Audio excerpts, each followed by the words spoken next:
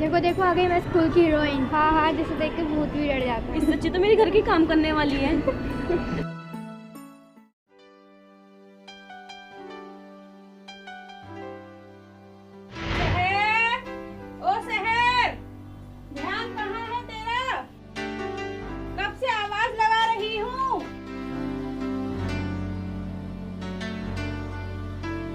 हालत देख कितना काम पड़ा हुआ है। तू पता नहीं क्या सोचे पड़ी है।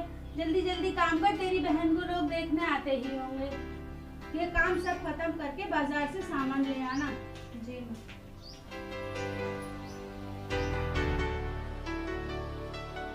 आज तो सुबह सुबह चांद निकल आया। सही कह रहा है।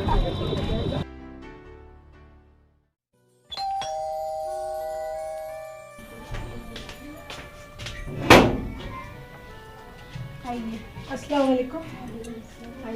कैसी हैं आप? ठीक है, आप बताइए। मैं भी अच्छी। बेटा मेहमानों के लिए नाश्ता ले आओ। ये मेरा देवर है, बेटा सलाम करो।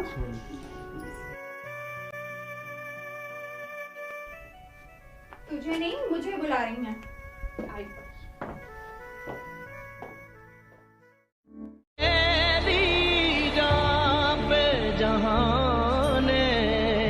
हजार जुल्म किए, कभी तमाशा बनाया, कभी फरेब दिए, मगर मलाल न शिकवा न कोई परवाह है।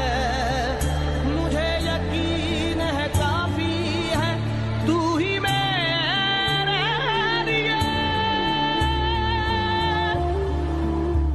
वो जो तिनका उड़ा गई, कोई दर्द गम की हवाएं थी।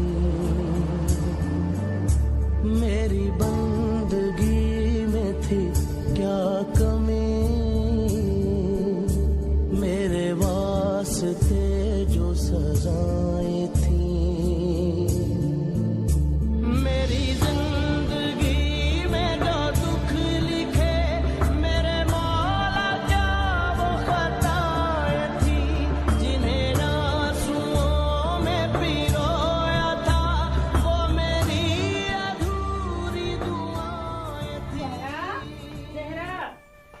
मेरी बच्ची, उन लोगों ने हाँ कर दी। अम्मी, मुझे मार्केट जाना है शादी की शॉपिंग के लिए। ठीक है बेटा, जाओ। अम्मी, मैं भी ज़हरा के साथ जाऊँ शॉपिंग के लिए? तू देख रही है घर में कितनी परेशानियां हैं।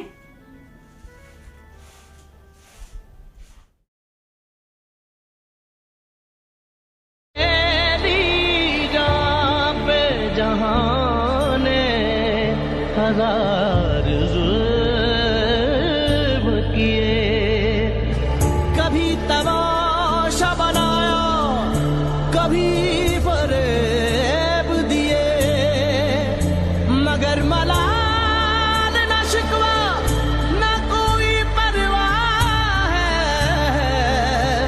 मुझे यकीन है काफी है तू ही मेरे लिए। वो जो तिनका उड़ा गई, कोई दर्द गम की हवाएं थी। ज़हरा, ये क्या हुआ ज़हरा? माँ, ज़हरा को क्या?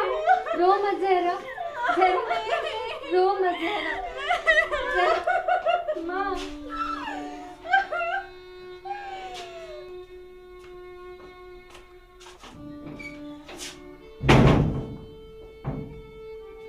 ज़हरा, दरवाजा खोलो ज़हरा, दरवाजा खोलो ज़हरा।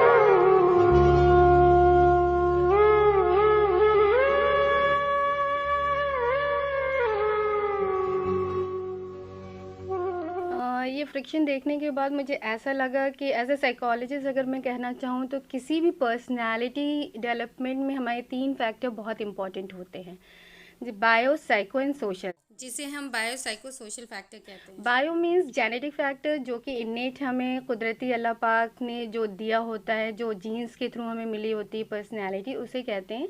एंड साइकोलॉजी हमारे थॉट्स को डिफाइन करती है। Third most important factor is social. Social क्या होता है, जब बच्चा पैदा होता है तो सोशल फैक्टर उसका सबसे पहला सोशल इन्वायरमेंट उसके पेरेंट्स होते हैं, देन उसकी फैमिली के बाद उसके जो रिलेटिव्स होते हैं, उनके स्कूल, इन सारी सोसाइटी फिर धीरे धीरे इन्वॉल्व होती है। तो इस बच्ची को भी जो हमने देखा उसमें ये है कि इसकी पर्सनैलिटी को लोगों ने उभरने ही नहीं दिया because of her face, her outlook, कि वो ब्लैक है या वो काली है, उसकी जो भी इनर क्वालिटी थी उसको उभरने नहीं दिया, उसको टॉन्ट करके। ये फैक्टर सबसे इम्पॉर्टेंट होता है। कुछ केसेस में ऐसा भी रिसर्च में पाया गया कि कुछ लोग इसे पॉजिटिवली भी ले लेते हैं, लेकिन ज़्यादातर स्टडीज़ में ये हुआ कि इसे नेगेटिव लेते हैं और नेगेटिव फैक्टर पड़ता भी है, जैसे कि इस स्टोरी में दिखाया गया। और ये as a being a human being भी मैं ये ऐसा कहना चाहूँगी कि ऐसा ना करें आप लोग, और लोगों को ये चीज़ें अपने अंदर लानी चाहिए कि सूरत ही हर चीज़ नहीं होती है, मतलब फिजिकल अपीयरेंस हर चीज़ नहीं होता है, उसकी इनर क्वालिटी को देखें, उसे बढ़ने दें। जो कि आपने देखा होगा कि इस क्लिपिंग को देखने के बाद आपको लगा होगा कि बहन बाद में उसे क्यों सपोर्ट करती है, वो हमें पहले करना चाहिए था।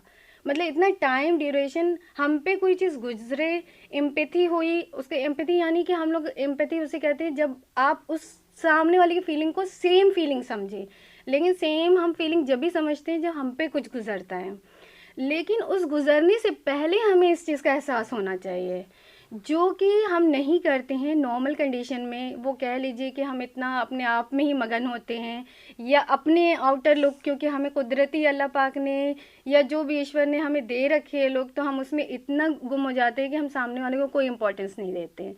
लेकिन प्लीज़ ऐसा ना करें, सामने वाले लोगों को इम्पोर्टेंस दें, क्योंकि कल को हमें इस दूसरी लड़की की तरह जो कैरेक्टर है उस तरह की फीलिंग हमारे ऊपर कुछ हो, फिर हम ये फील करें तो उससे कोई फ़ायदा नहीं है ना। तो बस मैं यही कहना चाहूँगी कि आप सब लोग इस चीज़ को ध्यान दें, इस चीज़ को लोगों को बढ़ने दें, ख़ुद भी बढ़े, और इससे सोसाइटी भी इम्प्रूव होगी और हमारी इनर क्वालिटी भी इम्प्रूव होगी।